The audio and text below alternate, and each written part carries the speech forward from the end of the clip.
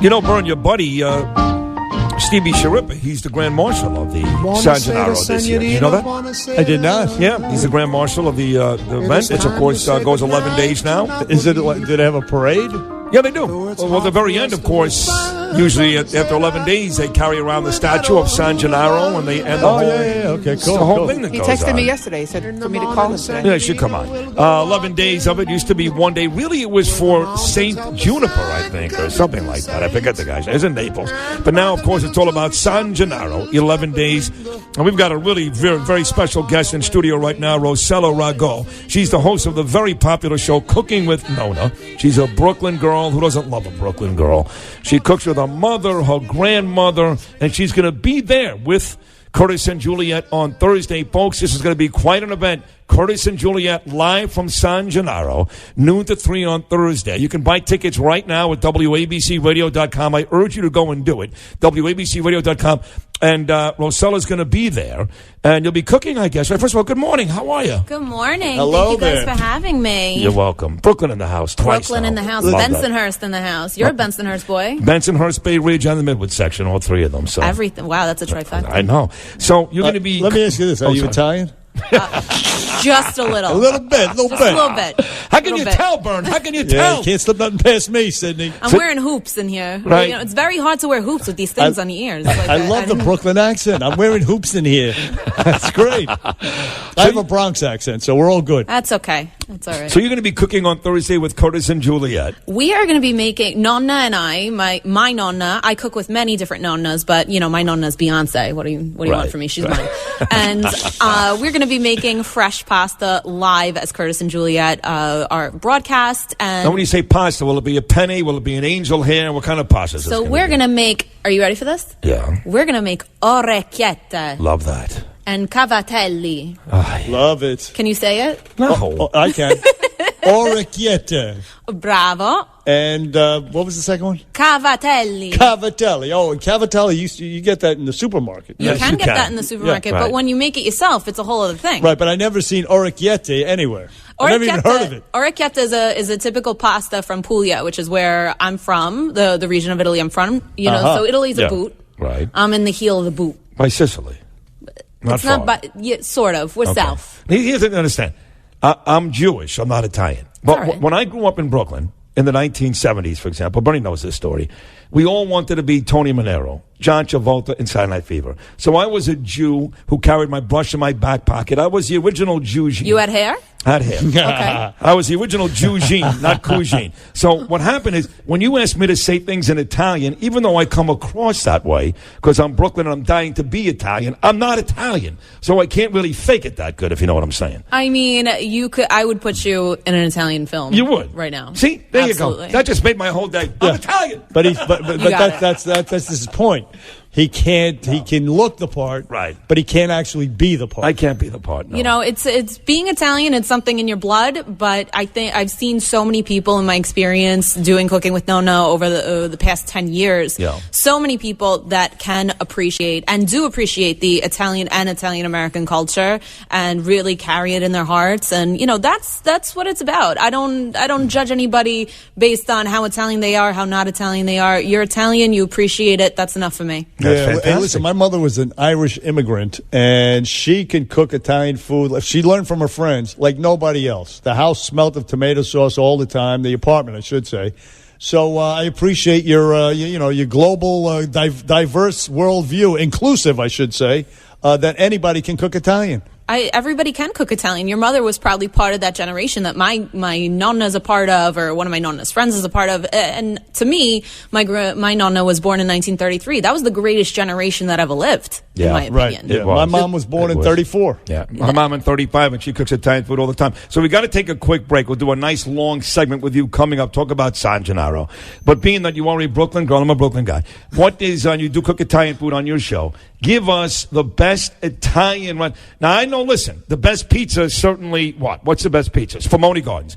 And I got to I tell don't you, know about that. 100%. What do you mean you don't know about that? I don't know. They're Who not my makes a better favorite. pizza than Spumoni Garden? They're not my favorite. You're going to make my Italian come out. I'm telling you right now. This is you're running a Look, risk. it's Oh, you're asking me. I'm telling you. They're not my favorite. Everybody has an opinion. What's No your offense. favorite? What's your favorite pizza? My place? favorite. Okay, so we're talking about New York slice. Yes, New York slice. We're talking about squares. You know, there's very many different genres here. Just the overall pizza. We know Slice, squares belong to slice. Spumoni Gardens. They got the best squares. No, they got they decent squares. My favorite slice is Da Vinci's 18th Avenue, hands down. The Vintage on 18th Bensonhurst. Avenue. Yeah. Okay. Well, we'll do more of this. This is great. I like it. Rossella Rago should be with Curtis and Juliet. Buy your tickets right now. WABCRadio.com. Going to be a monster party on Thursday at the San Gennaro Festival with, of course, the star of Cooking with Nona. Will come right back with Rossella. non ritorni mai più. Well, when you buy your tickets at WABCRadio.com for the Curtis and Juliet show on Thursday and meet our friend over here, Bernie Rossella, you're going to get a nice black WABC Radio t-shirt. Yes, San Gennaro Feast T-shirt. Yes, that's right. You've been out there many times, right? You've been there many times. Countless times. Yes, yeah. Countless times. Great times at the San Gennaro Festival. I'd like to go there on Thursday during Juliet and Curtis's show. Is there a bite? And see Rossella at work cooking her food. We'd love to feed you, Bernie. I would the love Nonna and I, my Nonna's gonna love to feed you guys. Yeah. You stop by. Promise you get VIP pasta. We will come. Why not? We'll go. I know Why you got a not? big event with Nicole Maliatakis that night. I'm going to Yes. Montauk for a wedding in the Hamptons, but we'll stop by. Might as well double up. Ooh. May as well. Actually, I'm going to be on Jack Morris's yacht before when you're with Maliatakis. Now you're name dropping. That's a far cry from Bensonhurst. Said. Yeah, it is. Well, and it's also about Boots' shirt, too. But don't let it fool you. I'm still a Bensonhurst boy. He's a Midwood kid. That's true. He is. He's fooling you. He's Midwood. No, I Fair lived. enough. I was in Bensonhurst for a little while too when I went Were to you really? school in Bay Ridge. But I am a Midwood kid. Bernie's right. Quentin Road, East 22nd Street, most of my life. So tell Bernie and I before we get to the food you'll be preparing and why you, in fact, are such a great cook. You and your grandmother, God bless her. Tell us the bracelet you're wearing. This is a great story, Bernie. You got to hear this. She's wearing a bracelet to keep away the evil. Tell us about The that. malocchio. The malocchio. You know that, Bernie. So I'm wearing an Italian horn. Are you familiar with this, Bernie? No, I'm not. So the horn, it looks like some people think it's a pepper. It's a horn, and it's actually a symbol. It's an amulet of protection against the malocchio, against the evil eye, against envy. Really? Against, You've yes. seen the cuisines in the good old days wearing the horn around yes, their neck? yes. That's yes. that. Basically, Okay. yeah. You think it works, actually? I know it works. You know it does. Absolutely. No question. So the thing is, it's kind of like a lightning rod for bad energy. So you wear a bracelet like this. I got mine in Capri in Italy, and I actually Love that sell these place. on cookingwithnona.com on my online shop La Bottega. And it was actually by accident because I went to Capri, I bought this bracelet, I had a cocktail and took a picture of it, and my Instagram totally exploded with people begging me to get these for them, to get these available for Yeah. them because they're like, I need protection, you don't understand. I love that. A lightning rod for bad energy. Because you know what happens. That's great. You know what happens. If a horn, guys, if you have a horn out there and it breaks or it falls off, that means that it works, that it absorbs the bad energy for you. So instead of going on you, it goes on the horn. Is that right? Wow. Yeah. Who needs this? Everybody needs So this. what in their about my life. buddies that wear the And, horn? and it's pretty as well. Yeah. It's cute, too. Yeah. Yeah. What about my buddies that wear the horn and then they start fighting with their wives? What happens then? That And then I it can't. breaks. I can't get involved. She's not you know. Dr. Ruth, too. Yeah, She- what do you she- want from me? She I can't cooked fix your great- life. Right. I could give you a bracelet. I can't fix your life. Well, you can give them a bracelet and you can cook for them. You can do that. Well, what are you going to be making on Thursday? What's going to be? Besides the pasta dishes you mentioned, what else? Thursday we're going to be done. We're really just going to be making pasta all day. I mean, honestly, when I make pasta with my nonna, it's so therapeutic. We're going to let people that want to try it out because it's something that you really have to practice to get perfectly. And I mean, I have videos about fresh pasta making, but making pasta is one of those things that you got to feel. You got to touch the dough. You got to be familiar with it. You know what? My favorite Italian dish, my favorite, and it's not. It doesn't involve meat. Well, maybe a little pork or whatever. It is pasta fagioli. It's very simple. Yeah. It's what kind of beans are those? Those are usually cannellini beans. It's peasant food. Yeah, the classic peasant food. I love. They load it up with garlic, beans, and noodles, and little noodles. Pasta. Excuse me. Yeah, and little pieces of pork. Who are you talking to? Who you talking to over here? Yeah, that's a very popular peasant dish. And those pieces of pork would usually be like the cheap pieces of pork that the butcher would throw away. And the peasants in southern Italy would be like, no, I got to make pasta fazool. He's from the Bronx. He's a peasant. You have that with... That's true. I am. Now he's not. With a little braided semolina bread with sesame seeds on it. Now you're talking. That's a meal right there. Pasta fazool and braided sesame seed semolina bread. You know, we were talking, too, about the difference between real Italians, which you are, and American Italians. So I told you this story. I'll bring it up on the air. You mentioned Capri. I was there not that long ago. Part of my trip was Capri, and I stayed in Itri. But we went to Rome, you know. So I didn't know any better, Bernie and Rossella. So we went out for dinner, and I ordered my favorite dish, which I always get in New York, which is either chicken or veal parmesan. And the waiter looked at me and kind of giggled, like, you're American, I can tell, because we don't make that here. Yeah, and I'm sure the Parmesan gave it away. But you told me why, the whole eggplant thing, and then how America really adopted the chicken and the veal because there was money here. That's a great story. Yeah, well, the thing is that I've kind of spent a big part of my career lobbying for the fact that Italian-American culture and cuisine is, in fact, it's a separate culture. It's not trying to be Italian, authentic Italian. It's just something different. You can't take a people, bring them from Italy into a totally different country, a different culinary landscape, more resources, and expect their food not to change. So if we take, Giovanni, right? And Giovanni's from Napoli. And in Napoli, Giovanni was using what he had, right? So he had some eggplant. He could afford some hard Parmigiano cheese because softer cheese was probably more expensive. He could make a beautiful tomato sauce, and that was his eggplant Parmigiana.